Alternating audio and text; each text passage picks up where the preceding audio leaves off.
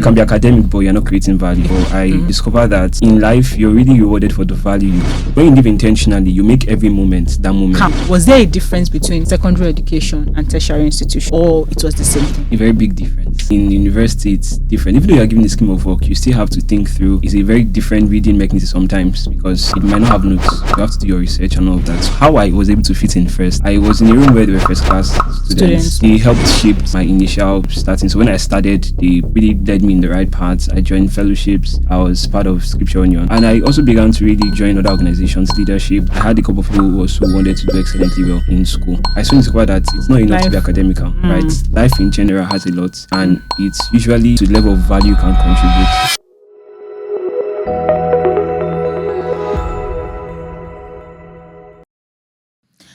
Welcome to another episode of the Flourishing Students Podcast, which is brought to you by WIGA Africa. WIGA Africa is Awesome and Intentional Living Generation Africa, an organization that seeks to mentor young ones, especially students, on how to live an awesome life while on campus and after campus. Today on set, I have with me Levi. So Levi is a project engineer at Schneider Electric, a Fortune 500 company at the forefront of energy management, automation, and digital transformation. Through his work as a project engineer, he contributes to building sustainable and smarter solutions across West Africa. Deeply passionate about education and as a catalyst for economic growth, he is driven by a vision to improving Nigeria's GDP and to contribute to Africa's transformation through human capital development. This conviction led him to found Schools and Success Africa, an initiative committed to helping university students bridge the gap between academics and the real world of work by teaching them how value is created in business and life. He is the author of What Schools Don't Tell You About Success and other beautiful books which he has written. As a first-class graduate of electrical and electronics engineering from the Federal University of Technology, Owerri, Levi is committed to lifelong learning, purposeful leadership, and using education, technology, and influence to drive meaningful impacts. Welcome on board. Yeah. Thank you for coming today. It's a pleasure to be here. All right. So very briefly, I want my guests to get to know you. Yes, I've read your intro, but can you just tell us briefly, talk about yourself and tell us your experience in the university? How was your experience like in the university? Okay. Thank you, Gift. It's a pleasure to be on the podcast. So about myself, I work as a project engineer, basically. Well, that's just a part of my life, right? I love writing and I love speaking. I think if there are two things I would do apart from being a project engineer, those are the two things I want to do in my life. Writing and speaking. Yeah, writing and speaking, basically, because I think those are the two major ways by which you can transform a generation, right? Ideas are what rule the world. And because Sam Adeyemi wrote a book on that, so for me, it's a major platform to actually change lives. My journey through tertiary, through school, I would say for me, it was a journey of purpose. It was a journey of growth and transformation because it was in that particular environment that I really discovered my purpose. It was there I really began to understand life, met people that really helped me elevate life, and when it comes to living. So apart from just my academics, I was very academic. I got into school. Of course, first class graduates. I got into school, I think 2 or 3 months after I was done with secondary school. So no break at all. So it was a very big, just sharp transitioning, and because of the academic nature, I continued like that. I'd like to say I'm still very academic, but a lot of things shifted for me while I was going through school. I discovered that in life, you're really rewarded for the value you create and for the things that you contribute. And you can be academic, but you're not creating value. You can be academic and not creating value. So I had to, yeah. All right. Thank you very much. So if you could describe your student journey in one word, what would that be and why? Transformative. Why? Because it gave me the ability to learn, and I think learning changed a lot of things for me. Right? Learning about not just my academics, but about life, about people, transformed my life. And like I said, I discovered my purpose in school, and that journey for me was really transformative.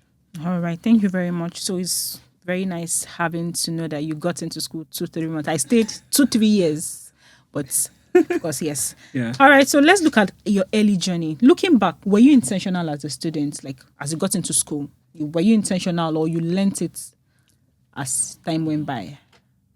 I would say I got into school intentional, yes, but I would say that intentionality was also a process because while I was in secondary school, I was doing quite well in school, and I had a couple of mentors, teachers. My parents, my mom was also a very big influence, in making me be intentional about life, reading, and all of that.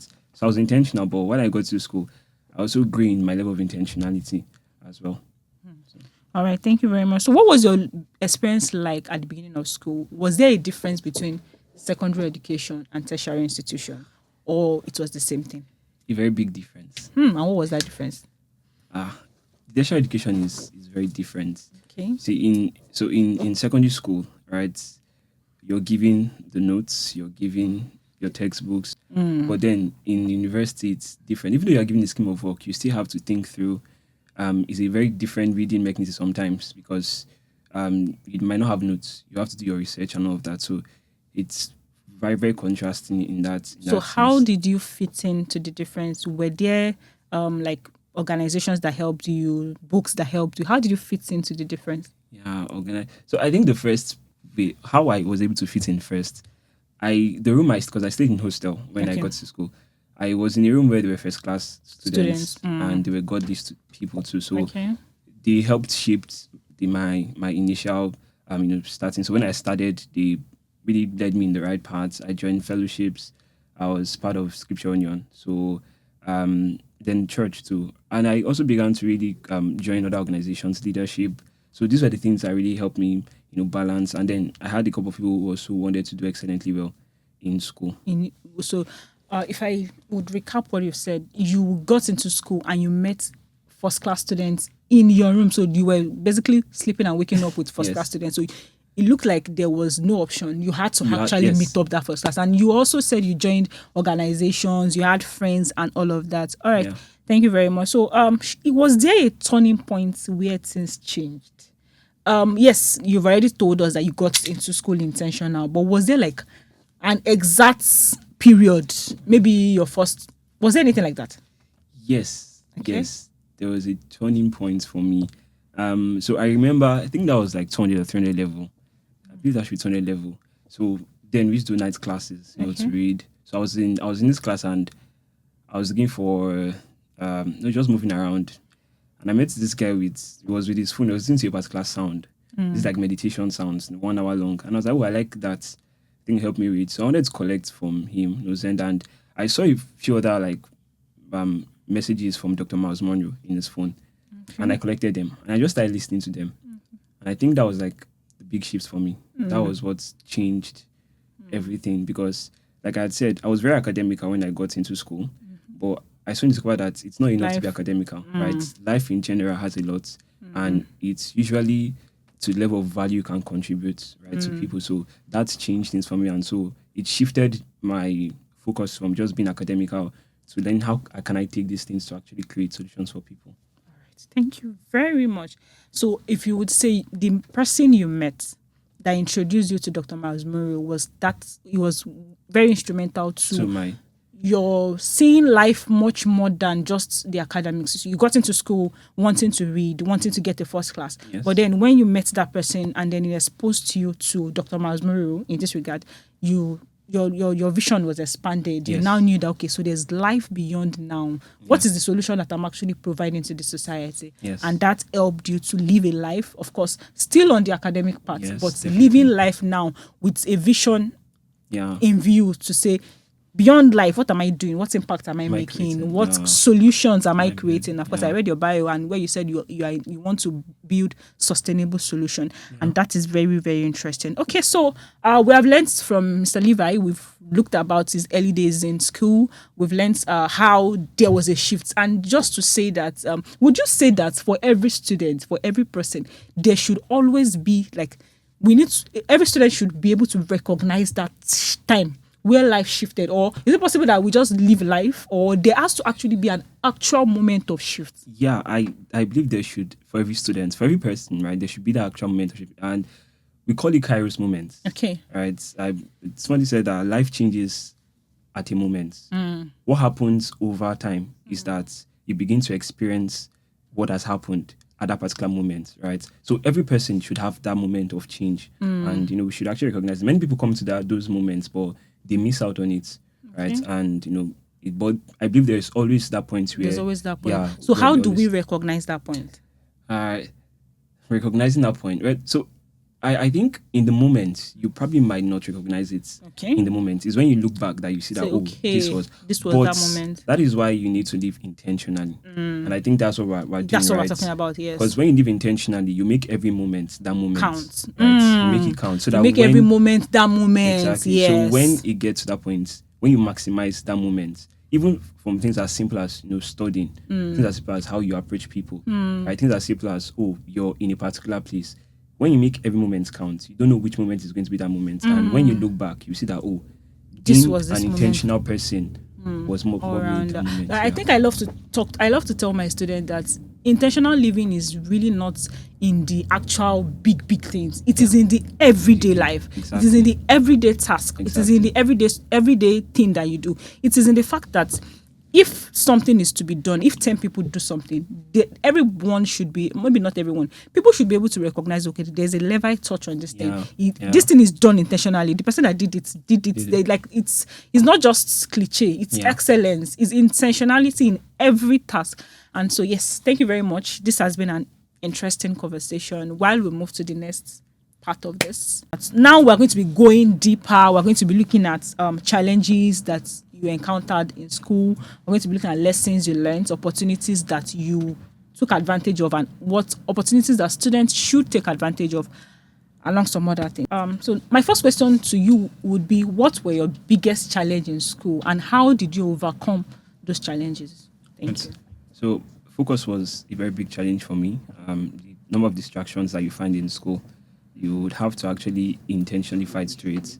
And I think how I was able to really, buy back my focus in many ways was planning. Okay. I used to have this small book I called Faithfulness. It Faithfulness. And what I'll do is every morning before I leave my, hostel or where I was in my lodge, I would usually write the things I have to do for the day. Okay. Most times I don't get to do everything, or sometimes my day just, something happens and I can't really count. I ensured that I did the major things that I had to do that day. So that was how I was able to really ensure that I maintained my focus while I was in school. Then I think managing time, right? Okay, time management. And not just even in sense of, because I did mention I planned, right, focus, but you are going to build relationships and you still have to focus on your academics. Right? So managing time between the people that that are your friends and the people that are around you. Other things that were requiring your attention. Exactly. So all of those things. But I think basically all of them, planning was really a major way to really walk through them. All right. So thank you very much. You have mentioned that focus, of course, especially now where a lot of things are requiring our attention. As a student, even as someone that is done with school, as a career professional, a lot of things are always requiring our attention, and the ability to actually plan your time so that if anything is coming in, you have a plan. You mentioned that you used to write down things, and that really helped you. That even if you did not achieve all of that, at least you know that there's something you were supposed to achieve. All right, my next question would be, what mistakes did you make as a student, or you were I made mistakes. And what are the top 3 lessons that your student journey taught you that you think every student out there should learn from? Right. So I would say a major mistake I made is not admitting my weaknesses early. You thought you were the perfect Levi. I had, like I told you, I got into school quite early. Right. So I tend to, like, my life was more like, things were just like falling in place, right? So there was this, ego part that, things are falling in place. So I felt like everything was fine. But deep down, I knew that I had weaknesses that I was not dealing with. And like I said earlier, it's a very different world from secondary and tertiary. A lot of things begin to change. So I knew that I needed help. I needed to collaborate more, right? But I didn't collaborate more. It took a while for me to collaborate more. especially when I was, serving in different positions. So that was a big mistake I made, and I think that it's something that we need to really, talk about, like Accept, you know that accept that you are, have weaknesses, right? and you because have if you don't accept something, there's no way you're going to work on to be able it. to address it, right? So accept that you have weaknesses. What are the top 3 lessons your journey taught you and that you think students should learn from? So top 3 lessons, I won't summarize it in 3 words: purpose, potential, and principle. Okay. So you must live life with a sense of purpose, right? And it's being intentional, right?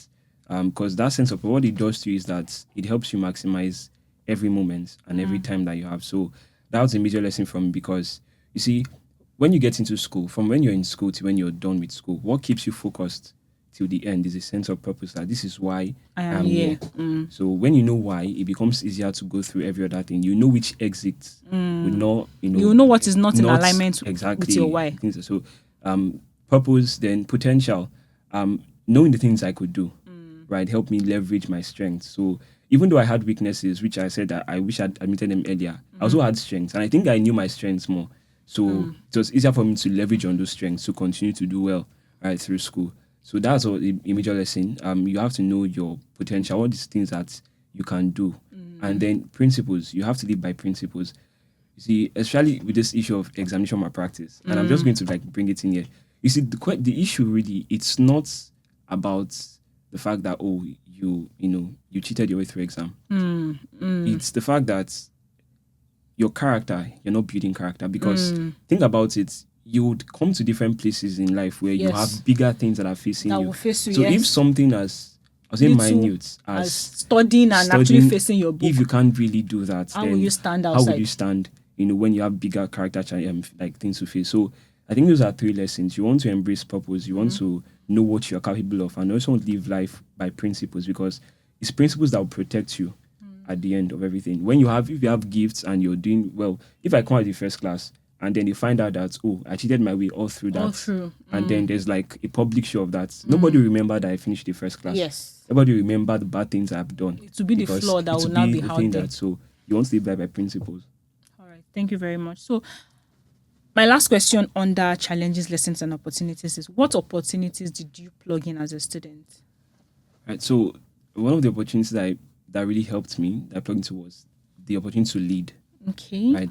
Being in a position to actually lead other people was a big shift for me, because it made me realize that, everything is just beyond me. And I think that's something that we don't see. I was thinking about this.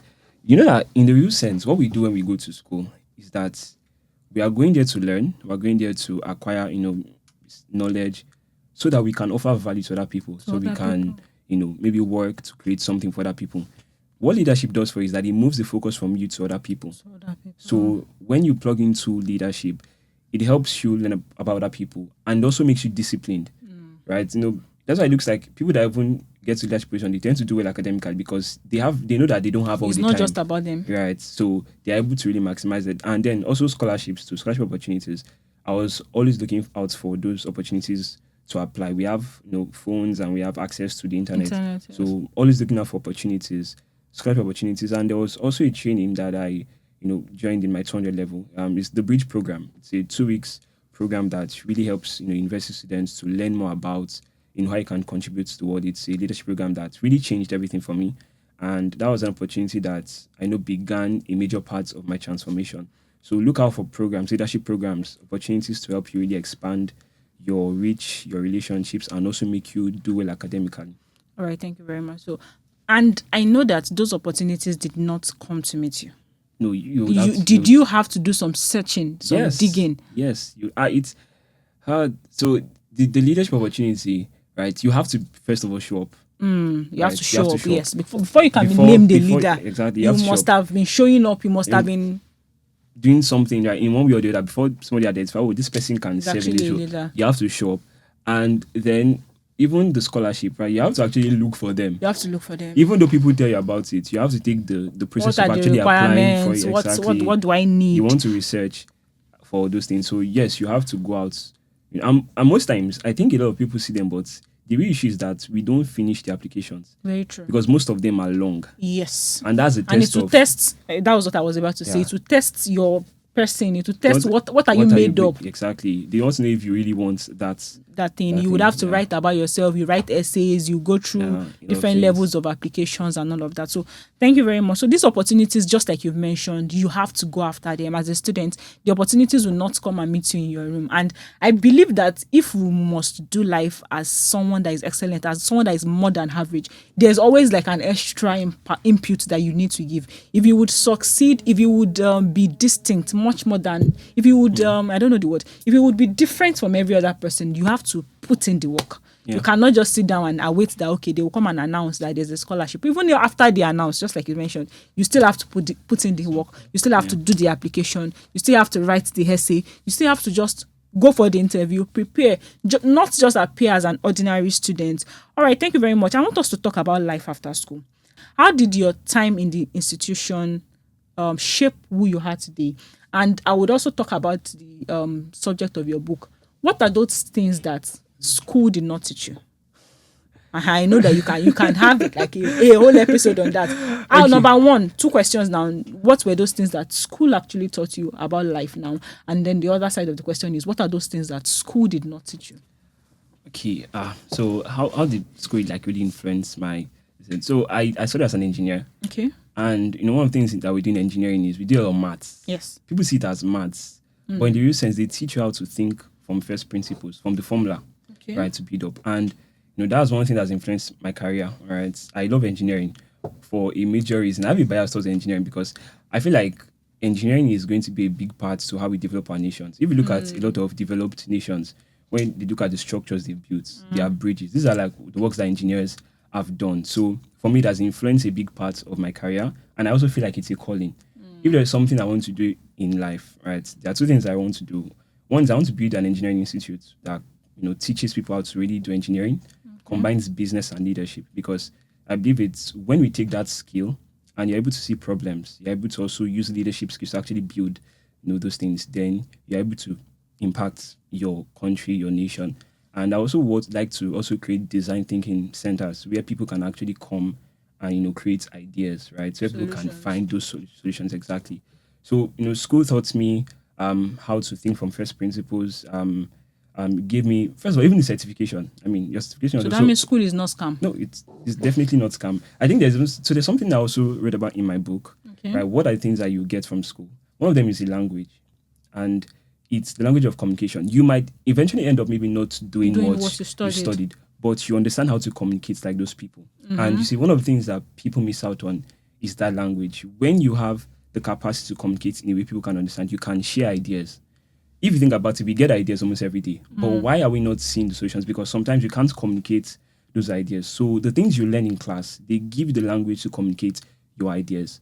Also, in school, I got access to relationships that has really, really helped me grow, right? And then I was also able to think in systems. In school, we have timetables. Yes. We have, classes. There's a structure. Structure. Those things give you structure. And when you apply them to your own personal life, you begin to have more structure. Then the things that schools didn't teach me, That one's a lot. I'll just summarize it into one. Okay. And I would say is for a lot of what we do in school, and I think I mentioned this earlier, the focus is on me, my grades, my certificate. CGPA. What our parents even tell us is go to school, so you can come out and earn a living, go to school so you can, be able to have a career. So when I'm learning for myself most times. But the way the world works is that you create value and you meet other people's needs. If you think about the business, like markets, when companies do surveys, when companies do ads, when companies step up, what they're trying to find out is they're trying to find out the needs of people, because it's when you meet people's needs that your needs will be met. That's how businesses are built. Businesses are built because they identify a need in the markets and then they create a solution. And So, of course, you of get course, you rewarded get and rewarded paid for it. And people are glad to give you that money. Because there's a solution, there's an offer. It meets their need, right? Yes. So we've been taught to actually, focus on ourselves. It's a subtle programming, but even though it's good, yes, you want to be, academically sound, you're focusing on your grades. But when you don't shift from yourself to people you are offering value to, what it does for is that you will get to a point in your life where what you learned does not meet the needs of the people that you are, exposed to. Like, for example, now as I work as a project engineer, a lot of things I learned in school, I'm probably not applying them because now I'm beginning to see that, oh, these are clients and what they need to see their projects delivered. And it will require other skills like communication, like stakeholder management, right? Like learning about new tools. So when I'm thinking about these people and what they want, it helps me reinvent myself. So these are things that I probably didn't learn in school. And when I came out, it was a very big, stretch for me because, finishing the first class, somehow you feel entitled. Yeah, you feel of like course. everybody Of course, should. you should. Every recruiter should bow. But then you begin to discover that people It's not don't just bring you in about- because of what they want to see It's that not you just can about your solve CGPA, it's about the exactly value. the What do you value are actually bring to creating. the table? And that's really what I do in the book, What Schools Don't Tell Us, because I think we need that big shift, even generationally. We need to start teaching our children that, some things as simple as, wash the plates. Help them see that what they are doing is that they're creating value for the family. Yes. They are solving a problem because if those plates are there and they are dirty, It won't be it's usable. going to mess. So they are creating value for people and it's moving the focus from just them doing that thing to creating value for other people, to solving people's problems. And it's what really gives us meaning, that what we do helps other people. So that's something that I think that schools didn't teach me, that is a mindset that we should have and really even teach other people. All right. I think that's actually something that would like be a solution, even to the economies, to world economies, to Nigeria. If every politician that goes into a political office sees that it's not just about me, it's about the people, it's about the solutions that I bring. I feel like the world is actually going to be a better place. So yes, if you are watching, if you're a student, please, we would link out to get the book, What Schools Don't Tell You About Success. Please do well to get a copy and I'm sure you would learn so much. All right, so I want to ask, what opportunities do you think students should take more seriously from your own experience and even from what you've learned? So I think the first opportunity that students should take seriously is learning. But that's all we are in school to do. Yes. Or but what kind of learning? When I say learning, if you think about it, the average setting, everybody's waiting for their final exams. The day they'll break their pen and sign on their clothes. And they're like, And after even that- billboard, I will not read. And after that, we kind of forget about the fact that life is about learning. The day you stop learning, they say you start dying. And in the real sense, it's because life is not stagnant. The things you've learned them. And They have become a part of you. exactly. If you're going to meet new problems and solve new challenges, you have to keep on learning. So that's something that you have to embrace. That lifestyle, you have to embrace it. Learning is something that you should take from school as a lifestyle, not just the fact that you went to school to go and read or study. You have to take that as a lifestyle. Yeah. All right. Thank you very much. So if you could speak to students every day, if you're in a position where you speak to students every single day, what would you always tell them?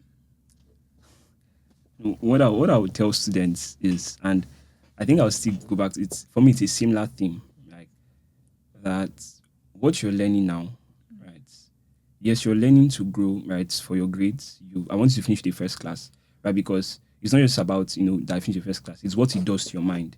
It makes you believe that you can actually reach for higher It's things. who you are. Yes, out of. exactly. So, but what I really tell students is that when you're learning, start thinking about, so this thing I'm learning, how does it apply to the real context? World. Now we have phones, we have access to technology. Do research. Find out where the industry is going, your career space, where you want to actually go into. Find out where it's going, because what it does to you is that it helps you position yourself, right? Like we mentioned, right? It's not just enough to see opportunities. You have to go after them, Of course. but you have to be able to position yourself. And the way to position yourself is to actually know where everything is going. So beyond just the fact that you're learning, take your studies very seriously, because it's from the knowledge you get that you can actually, create value and employers or even create a business, right? But you want to make sure that you're moving just from yourself to what is the world doing, where are people going to. It expands your mind, and then it also makes learning a lifestyle for you, right? Because everything is really about value creation. Yeah. What are you creating for people? That's what solutions are you Exactly. bringing? How are you How are improving you the improving? society? All right. So I don't know if you have any words for us. I don't know if you want to talk about your books, your products, and just on a final note, this has been such an interesting episode for me personally. I've learned that we need to always learn, and of course value creation in whatever we're doing. And just like you mentioned earlier, talking about purpose, whatever we're doing, we know that it's not just about us. Life is beyond me. And even after I'm gone, what am I going to be remembered for? So yes, just your final words as we close this episode. So final words. And I think I'll bring a very trickish topic. Okay. Yeah, it's so I've asked many people, why do you go to school? And they say, so I can make money. Right. And it's true. But don't chase money. Chase value. Chase value. Because when you chase value, money will chase you. It's really the idea. And that's why you see mentioning value a lot. What we are doing with Schools and Success Africa, right, especially for university students and early graduates, is we want to help them understand the way the world of business works. We want to help them know how to transition. So we're doing things around design thinking. We're doing things around leadership development, around career excellence, how to do your CVs, how to do interviews and apply. Because we believe that when you begin to learn all these things, it really positions you in a way that you can create value. And then the money you're looking for, the success you need, the fame, those things would be attracted. It's like, the scripture says, seek first the kingdom and all these things will be added. So these things are added. And when you live your life, seeking after, establishing, creating value, seeking the kingdom of God, right? All of these things begin to, they are added. They're added to you as you grow. So live life in that sense. When you have that view of life, when you have that purposeful and intentional living, it makes things, come to you. Like you don't have to suffer to reach them. You don't have to strive that hard. Instead, things begin to align because you are moving a person towards of value. You provide solutions. People would pay. People would pay of course, the money would come. Yes, you are in school too. Of course, everyone wants money. Definitely. But then you have to be able to bring value to the table. People that come in contact with you must become better for it. So yes, this has been such an exciting conversation. And I'm sure that you've learned a thing or two. If you have learned a thing or two, of course, please share, like, and share. Let's tell other people. Let's bring as many students as we can to hear of this good news of intentional and purposeful living. I remain your host, Gift Adedoyin, and I'll catch you in the next episode. Thank you.